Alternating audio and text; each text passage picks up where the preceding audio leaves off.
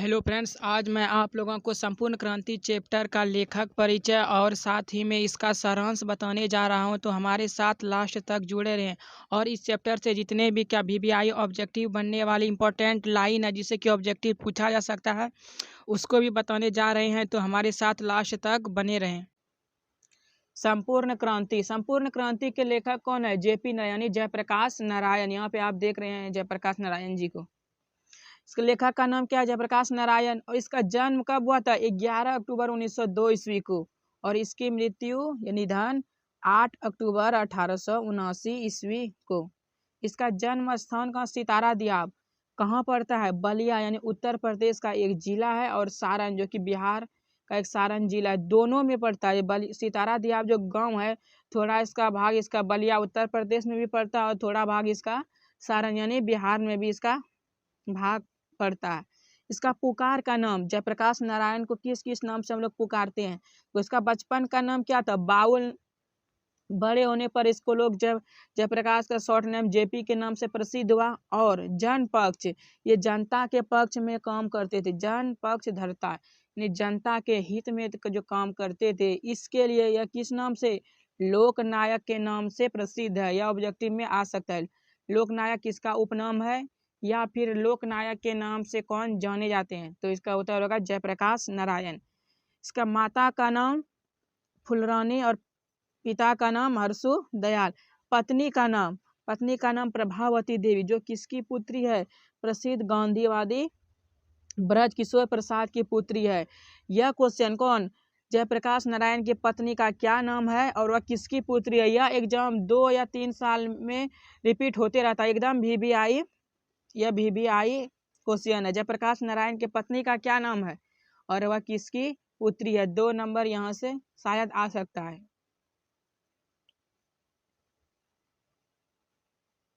ये अपनी शिक्षा गांव में किए थे, लेकिन हाँ 1922 ईस्वी में शिक्षा के लिए कहाँ गए? अमेरिका गए। माँ की अस्वस्थता के कारण पीएचडी नहीं कर सका। ये पीएचडी की कोर्स के लिए अमेरिका गए थे और माँ की अस्वस्थता के कारण हमें पीएचडी नहीं कर सके। ऑब्जेक्टिव में आता है कि किसकी अस्वस्थता के कारण जयप्रकाश नारायण पढ़ाई नहीं कर सके? तो इसका उत्तर होता है माँ की अस्वस्थता के कारण। अब राजनीति देखिए इसका। 1929 में कांग्रेस में शामिल। जयप्रकाश नारायण 1929 में कांग्रेस में शामिल हुए। 1932 ईस्वी में सविनय अवज्ञा आंदोलन के दौरान जेल गए। कब जेल गए थे? 1932 ईस्वी में। और 1974 ईस्वी में छात्र आंदोलन का नेतृत्व किया जयप्रकाश जी ने। 1974 ईस्वी में कब? सबसे इंपॉर्टेंट ऑब्जेक्टिव, 1974 ईस्वी में छात्र आंदोलन का नेतृत्व किया। जब कब हुआ था छात्र आंदोलन? 5 जून 1974 ईस्वी को। कहाँ हुआ था?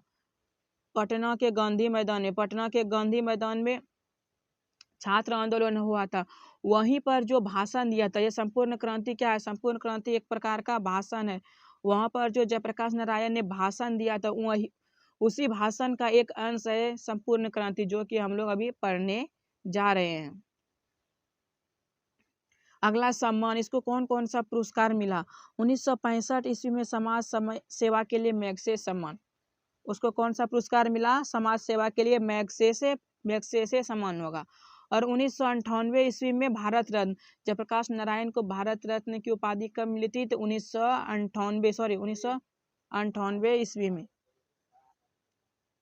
नेपाल में किस तरह की शासन व्यवस्था है?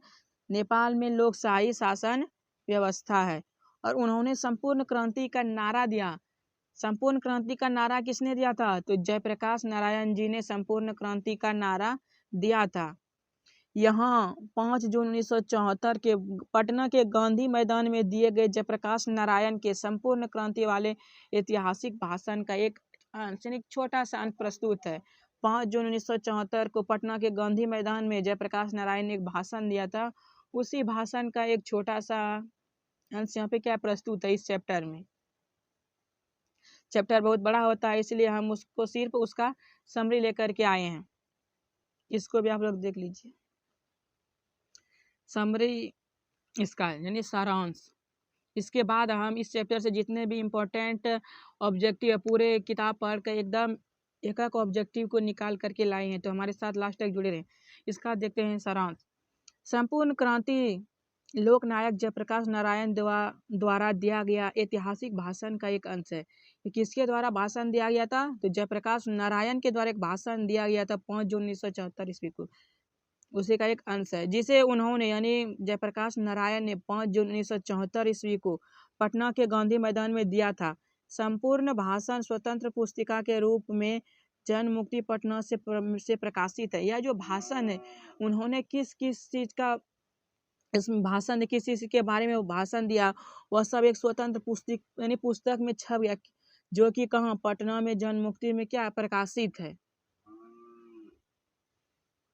भाषण को अगर सुनने क्या भाषण को सुनने के लिए लाखों की संख्या में पूरे लोग पूरे प्रदेश से आए थे, पूरे राज्य से, अनेकों राज्यों से वहाँ लोग उसके भाषण को सुनने के लिए आए थे। इसमें युवाओं का बोलबाला था, इसमें युवाओं को मुख्य रूप से बुलाया गया था। नारायण जी कहते थे, जयप्रकाश नारायण जी कहते थे कि अगर दिनकर जी और रामवृक्ष जी होते, यानी दिनकर जी और रामवृक्ष जी होते, तो उनकी कविता भारत के लिए नव निर्माण की क्रांति का कार्य करता। दिनकर जी और कौन, दिनकर जी और रामवृक्ष जी जो कविताएं होती थी वो ऐसे ऐसे होती थी जो नव निर्माण राष्ट्र के हित की क्या कविताएं होती थी। वे आज हमारे बीच नहीं है। जयप्रकाश नारायण जी कहते, ये जिम्मेवारी मैंने मांग के नहीं लिया, ये जिम्मेवारी मुझे पीढ़ियों के द्वारा सौंपी गई है। उसको जो जब मतलब जो छात्र आंदोलन जो हो रहा था उस समय इसको क्या नेता बनाया गया था। छात्र आंदोलन किसको? जयप्रकाश नारायण को ही बोलते हैं। यह जिम्मेदारी मैंने अपने से नहीं ली है, यह मुझे युवा पीढ़ियों के द्वारा सौंपी गई है। वे कहते हैं कि मैं नाम का नेता नहीं बनूंगा, मैं सबकी बात सुनूंगा, लेकिन अंतिम फैसला मेरा होगा। वे कहते हैं कि मैं सुनूंगा सबका सुनूंगा, और उसके बाद जो अच्छा होगा बुरा होगा, उसके बाद अंतिम फैसला क्या होगा? अंतिम फैसला मेरा होगा। लेखक ने अपने परिवार में गरीबी के बावजूद अमेरिका में अपने चल बूते की पढ़ाई की। मतलब यहाँ पे कुछ थोड़ा सा मिस चल बूते कुछ पर होगा। अपने पैर पर यार खड़े रहकर कुछ क्या पढ़ाई की। हुए अमेरिका में रहते थे तो अपने अमेरिकन दोस्त के साथ रहते थे, तो उसी के बेड पर रहते थे ताकि कम खर्चे में ही दोनों का काम हो जा सके। वापस आकर कांग्रेस में शामिल हो गए। वहां से आने के बाद किस पार्टी में? कांग्रेस पार्टी में शामिल हो गए। जयप्रकाश बाबू से मिलने से बहुत सारे नेता आए और सबने एक तरफ उन्हें लोकतंत्र की शिक्षा दी, दूसरी तरफ लोगों के जुलूस को रोका गया। लेखक कहते हैं कि ऐसे लोगों को शर्म नहीं आती जो एक तरफ लोकतंत्र की बातें करते हैं और दूसरी तरफ लोकतंत्र को अपने पैरों की तरह कुचलते हैं। बहुत सारे ऐसे नेता होते हैं जो क्या करते हैं, अपना काम निकलवा लेते हैं किसी तरफ पर नाम 10 अंगुली जोड़ करके, बाद में सबसे क्या करते हैं, घूस लेते हैं। वही उसी के बारे में बोलते, लोगों को शर्म नहीं आती है जो लोकतंत्र की बातें करते हैं, दूसरी तरफ लोकतंत्र को अपने पैरों से कुचलते हैं। लेखक के कुछ मित्र उनका और गांधी जी इंदिरा गांधी क्या सॉरी लेखक के कुछ मित्र उनका और इंदिरा गांधी का मेल मिलाप करवाना चाहते थे, क्योंकि इंदिरा गांधी की नीतियां कुछ गलत थी जो जयप्रकाश नारायण को अच्छी नहीं लगती थी। वह उसका विरोध करते। अगर कोई भी व्यक्ति किसी का विरोध करेगा तो स्वभावतः वह क्या उससे अलग होगा, लेकिन लेखक का कुछ मित्र था जो चाहता था कि उसका और इंदिरा गांधी का मिलाप हो जाए। तब लेखक कहते हैं, यहाँ से भी एक 2 नंबरिया या 5 नंबरिया प्रश्न पूछते हैं। लेखक कहते हैं कि मेरा इंदिरा गांधी से व्यक्तिगत झगड़ा नहीं है, बल्कि उनकी गलत नीतियों से मेरा झगड़ा है। लेखक ने कई बार बापू और नेहरू जी की अभी आलोचना की है। जब नेहरू जी और बापू जी भी कोई अगर गलत कार्य किए होंगे तो जयप्रकाश नारायण क्या उसका भी आलोचना किए, उसकी भी बुराई की, उसके खिलाफ आवाज उठाई है। लेखक कहते हैं कि आज की राजनीति में भ्रष्टाचार बढ़ा है, जिसका प्रमुख कारण चुनाव के बाद अपने ही प्रतिनिधि पर जनता का कोई अंकुश नहीं होता।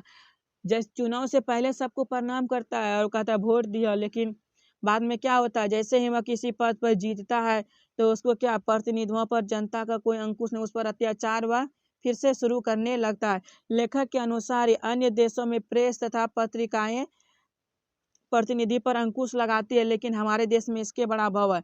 लेखक कहते हैं कि अनेक ऐसे देश है जहां अगर गलत काम करेगा तो वहां का पत्रकार उसके खिलाफ क्या दर्शा सकता है, उस पर कोई भी कुछ नहीं होगा। लेकिन हमारे देश में ऐसा सिस्टम है, ऐसे राज्य में ऐसा सिस्टम है, अगर कोई सरकार के खिलाफ अगर गलत काम सरकार कर रही है तो अगर कोई उसका आवाज उठाएगा तो क्या होगा, उस पर कोई NSA या कुछ लगा दिया जाता है। आप लोग तो जानते ही हैं। जयप्रकाश नारायण जी का यह भाषण क्या मंत्र मुग्ध करने वाला भाषण था। अब चलते हैं इसका एक ऑब्जेक्टिव, पूरे चैप्टर से एक लाइन को खोज करके लाए हैं। सबसे पहला लाइन है, पहले ही पेज में है, 3-4 लाइन के बाद है। जब जयप्रकाश नारायण जी वेल्लोर अस्पताल जा रहे तो अपने मद्रास में अपने मित्र ईश्वर अय्यर के साथ रुके थे। यहाँ से ऑब्जेक्टिव आता है कि जयप्रकाश नारायण मद्रास में किस मित्र के यहाँ रुके थे?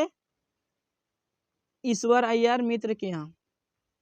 जवाहरलाल नेहरू को जयप्रकाश नारायण अपना भाई मानते थे। यहाँ से भी एक ऑब्जेक्टिव पूछता है। जवाहरलाल नेहरू ने कहा कि अभी न जाने कितने मीलों, यहाँ पे क्या होगा? मीलों होगा, यहाँ पे मीलों दूरी होता है जो, अभी न जाने कितने मीलों इस देश की जनता को जाना है। नेक्स्ट लाइन है, रामनाथ जी गोयनका इंडियन एक्सप्रेस के मालिक थे। ये भी ऑब्जेक्टिव में आते रहता है कि गोयनका, यहाँ पे गोयनका नौ कुमार का होगा। रामनाथ जी गोयनका इंडियन एक्सप्रेस के मालिक थे। दिनकर जी को जब दिल का दौरा पड़ा तो उसे इलाज के लिए कहाँ ले जाया गया? जब उसको हार्ट अटैक आया तब उसको कहाँ ले गया? 2 से 3 मिनट के अंदर उसको विलिंगडन नर्सिंग होम लाया गया था। यूथ फॉर डेमोक्रेसी का आह्वान किसने किया था? यूथ फॉर डेमोक्रेसी का आह्वान जयप्रकाश नारायण ने किया था। सन 1921 ईस्वी में जयप्रकाश नारायण पटना कॉलेज से आईएससी का विद्यार्थी था। ये भी ऑब्जेक्टिव है। जयप्रकाश नारायण ने कहाँ से आईएससी की परीक्षा दी थी? तो 1921 पटना कॉलेज से 1921 ईस्वी में। बिहार विद्यापीठ से जयप्रकाश नारायण ने आईएससी की परीक्षा दी थी। सॉरी, वो पीछे थोड़ा सा पटना में था। विद्यालय का नाम क्या था? बिहार विद्यापीठ। विद्यालय का नाम बिहार विद्यापीठ। वहीं से उन्होंने आईएससी की परीक्षा दी थी। बनारस हिंदू विश्वविद्यालय की स्थापना मदन मोहन मालवीय जी ने किया था। बनारस हिंदू विश्वविद्यालय पटना में है, जहां पर इन्होंने, जयप्रकाश नारायण ने कुछ दिन तक काम भी प्रोफेसर का किए थे। जयप्रकाश नारायण जी स्वामी सत्यदेव के भाषण सुनकर अमेरिका गए थे। अभी मैंने तुरंत बताया कि जयप्रकाश नारायण अपनी पढ़ाई के लिए कहाँ गए थे? अमेरिका गए थे। किसकी भाषण सुनकर? स्वामी सत्यदेव के भाषण को सुनकर। जयप्रकाश नारायण को अमेरिका का दलाल कहा जाता है। जयप्रकाश नारायण को किसका दलाल कहा जाता है? तो अमेरिका का दलाल कहा जाता है। सन 1924 ईस्वी में लेनिन मारे गए थे। लेनिन कब मारे गए थे? 1924 ईस्वी में। और उसी समय वह मार्क्सवादी बने थे। कब? 1924 ईस्वी में ही वह मार्क्सवादी सुने थे।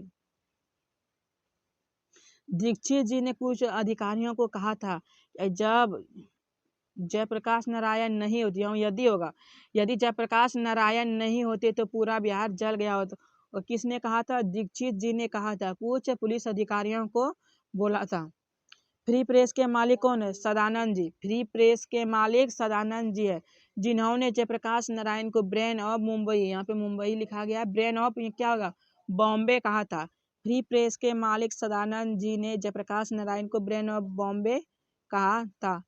जयप्रकाश नारायण दलविहीन लोकतंत्र की स्थापना करना चाहते थे। जयप्रकाश नारायण कोई पार्टी से नहीं, वो दल विहीन, कोई दल से नहीं, वो अपना दल विहीन लोकतंत्र की स्थापना करना चाहते थे।